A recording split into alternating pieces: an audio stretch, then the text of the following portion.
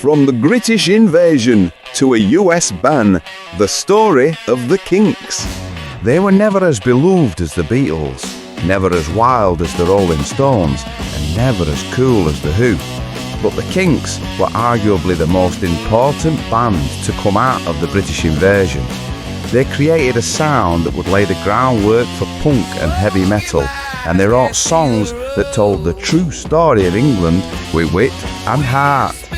This is the story of the Kinks. If this video makes you want to go find your own Village Green Preservation Society, give it a like.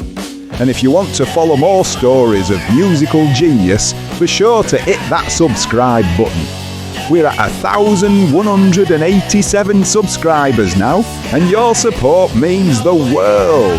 Let's keep the legacy going. Part 1. The Davies brothers and a childhood tragedy.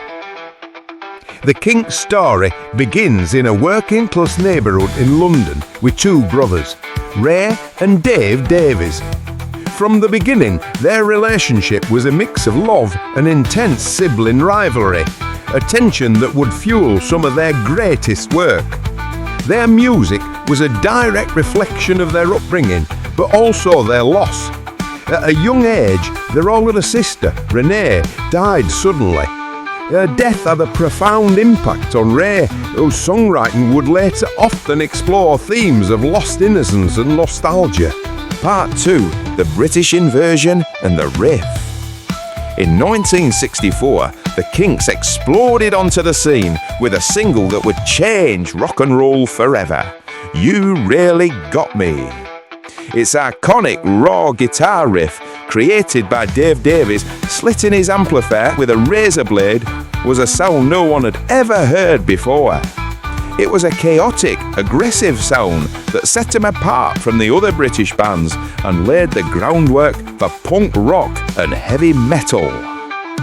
At the peak of their early fame, the Kinks were hit with a career-altering event. In 1965, a combination of onstage fighting and disputes with the Musicians' Union led to them being banned from touring in the United States for 4 years. This ban was a tragedy for their career, but it was a gift to music. Forced to stay in England, Ray Davies turned his songwriting inwards, creating songs and albums that celebrated English life. His lyrics captured the humour, the sadness, and the quiet beauty of ordinary people, from lonely young men in Waterloo Sunset to the tragic stories of his own life in Come Dancing. Part 4. The Comeback, the Legacy, and a Final Chapter. When the American ban was finally lifted in the 70s, the Kinks made a glorious comeback as an arena rock band.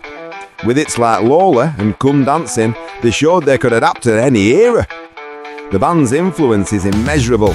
They inspired countless artists, from the entire Britpop movement to punk bands who loved their raw energy. Today, while brothers Ray and Dave Davies continue to perform, the band has gone their separate ways. Founding bassist Pete Quaife sadly passed away in 2010. The Kinks' story is a complex one, filled with tension and genius, but the music will always stand as a testament to the raw power of rock and roll and the lyrical genius of Ray Davies.